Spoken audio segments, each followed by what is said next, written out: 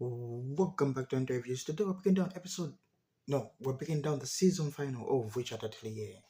The episode was episode 13, but I'm calling it the season finale. And the episode title was Forbidden Magic. Before we get into it, I somewhat complained about like how the the show ended. Like the show kind of ends on like a major cliffhanger instead of like wrapping up the current arc first, which in hindsight it kind of builds up momentum from like for like the next season which comes out, or maybe for people who want to like go read the manga and all. But like I don't know, like I think they should have maybe I don't know, like wrapped up this on current arc, because if this arc was wrapped up, it could have built more hype to like know what happens in the next arc. It kind of just upset me a bit, like we have it's Friday right now. We don't know when season 2 is coming out. I doubt it's coming out. It might be coming out next year, probably. This was a successful anime. Everyone loved it, so so we can expect something in next year. But like, I just wish we could have finished this current arc. But like, I did enjoy the episode. The episode was really good. Just have a bit of a complaint with how this thing ended.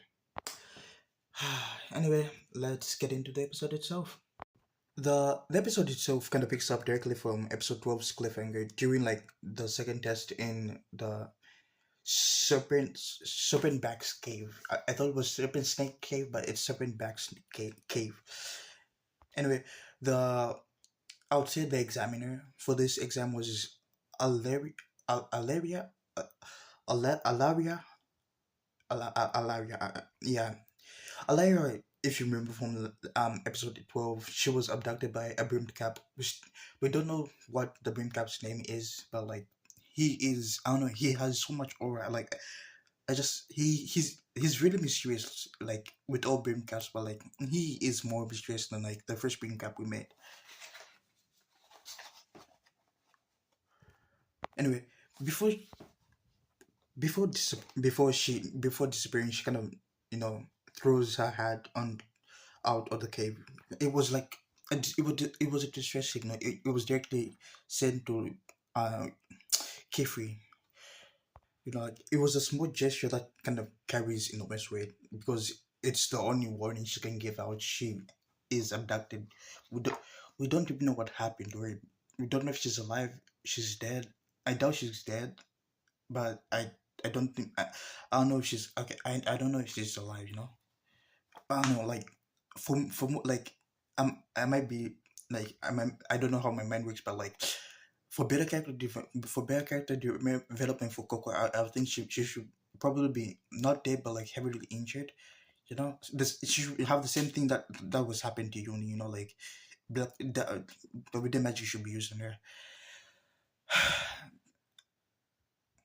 Anyway, don't take what I said in hindsight. Like I just have a freaked up mind, so like don't don't don't judge.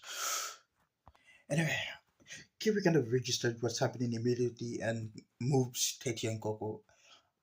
I think he was trying to like tell them to stay outside. Probably he was like, going with them, but the serpent's back, I don't know, just started moving and swallowed him. And before I kind of continue with this episode, there's something that has been bothering me right now.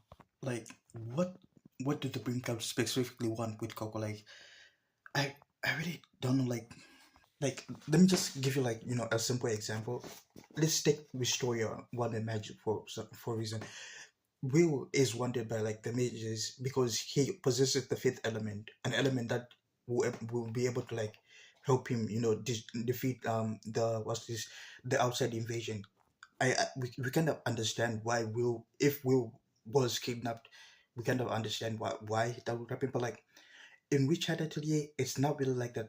Magic is performed by, and if you basically have an ink, a paper, and you're really good at drawing, you can perform magic. So like I don't think they want Coco because she has like maybe latent potential. Like that's not it. Like I don't know, because I said it a few episodes back. If they really wanted someone to like become a brim captain, I think Agat is someone who is willing, and someone like Uni like what wants to change himself really badly. Like the brain caps could go to them.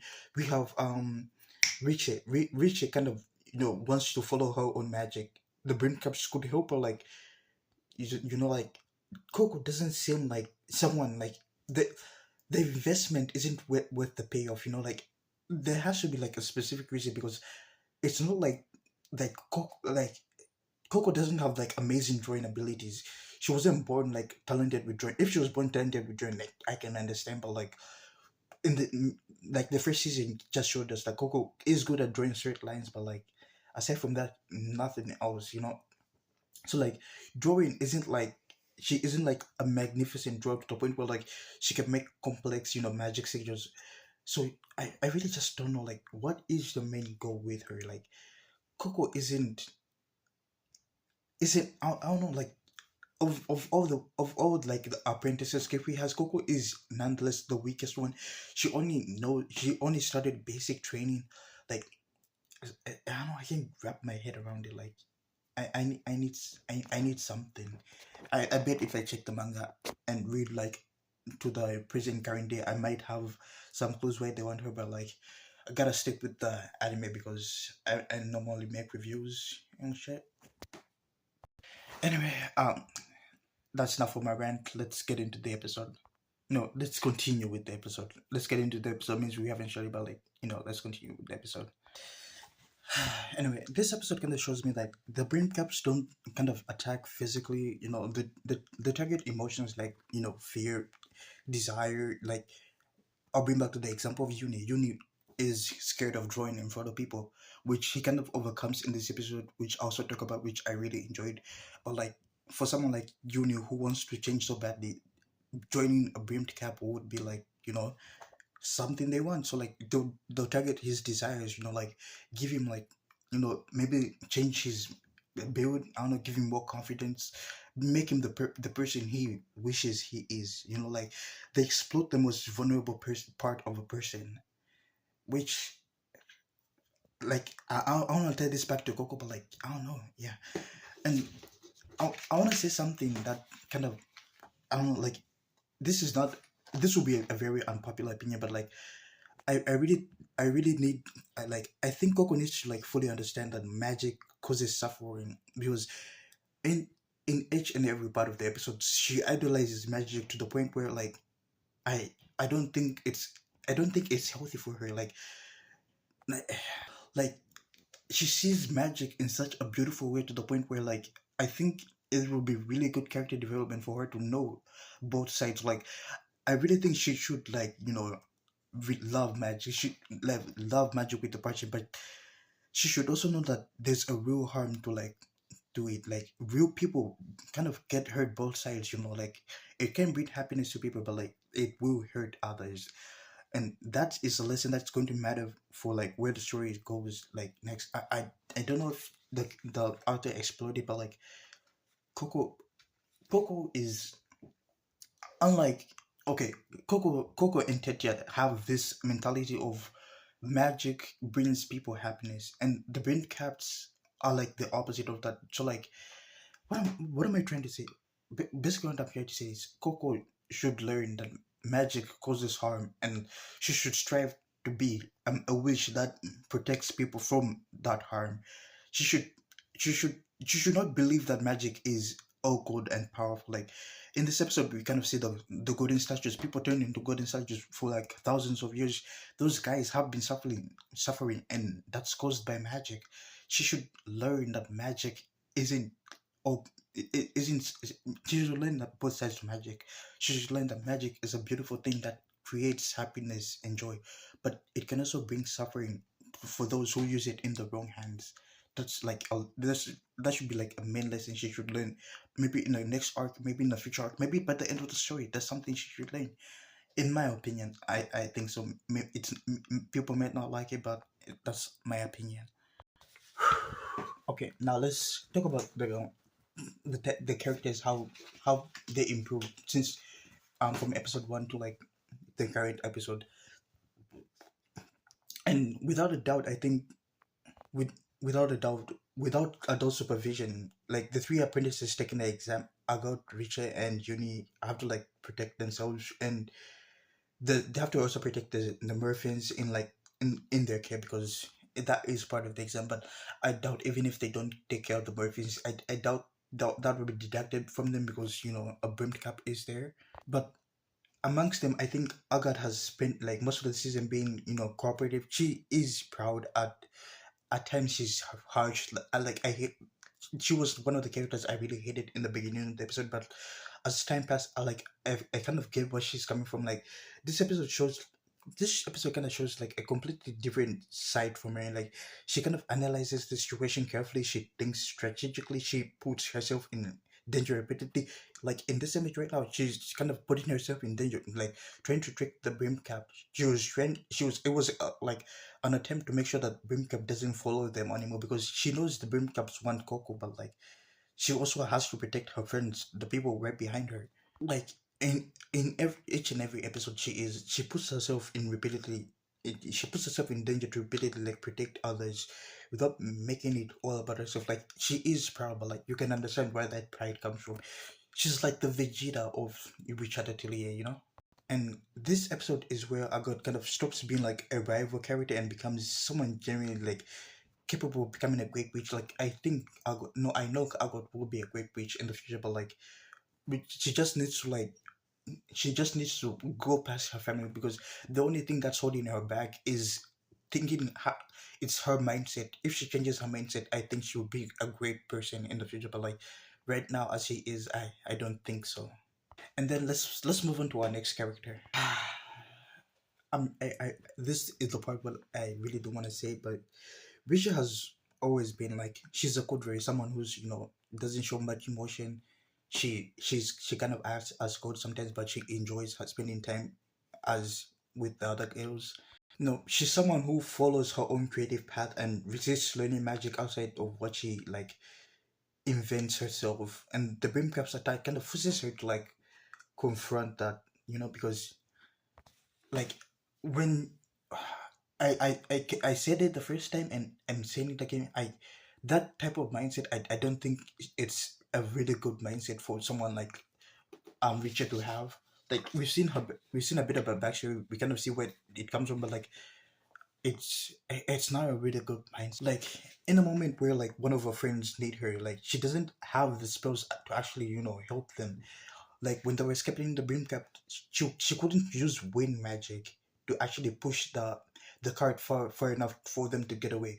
She when Uni got turned into a abyss, she couldn't go help them because she doesn't have the proper skills to necessarily do it. She only learns magic that she wants to learn, something she creates. And in the reward, if she wants to help people with her magic, then she has to be able to use other magic. I know that she wants to keep herself pure, but like she has to understand like in the real world, in this type of situation where her friends their lives are in danger, if she doesn't buckle up, because I hope this is like a clear reminder on her, like in life there's some rules that kind of are meant there to be there. There's some types of like magic that you should actually like let's take example for the example for the spells she creates. She create what am I trying? Yeah, this is why I hate talking off the dome. My head's mixed up. Okay, yeah, no, I figured it out. Let's take it for example when when they were when they were escaping from the brain caps. She wasn't able to like use wind magic, and I think wind magic is like a basic spell because it's a basic element. That's something you would learn if you're learning magic. So like I think from her create like um Richard might be like really much better at writing and creating magic than Coco, but like fundamentally wise, I think she is below Coco because she doesn't want to learn other magic. Like this will actually put her down. And I know she's trying to find her brother, but like that won't help her because if she doesn't know any magic to actually be able to like move up the ranks, then she won't be able to like actually search for anyone. She won't be able to even create her own magic because she doesn't know the fundamentals. She probably like that's how someone actually turns to the brim cap sides because you don't know anything, you know. Anyway, let's move on to the last character.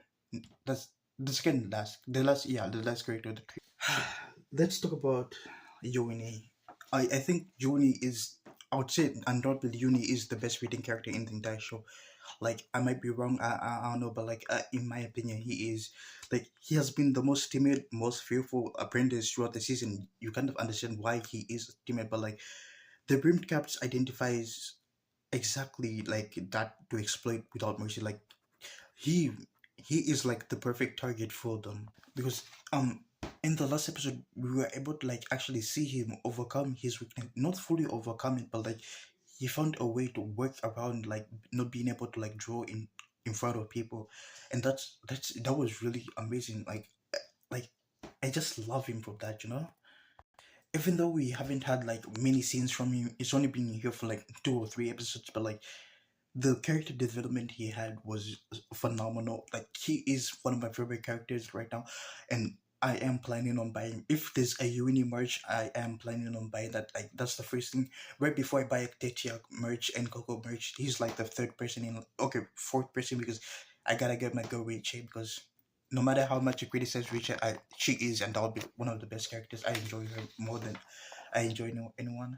And anyway, once the Brink Ups kind of knew what, since I think they were watching the whole time, they kind of knew what, you know, what kind of personality he has. Like rather than attacking him physically, the Brink Up goes, you know, after his vulnerability directly. Like he he they kind of transform him into like a, a wolf. I don't know, an emo boy wolf. And you know, this scene was both beautiful and like it was really disturbing because it takes the thread of the brim caps, you know, magic. It takes the like forbidden magic and turns it kind of upside down, you know.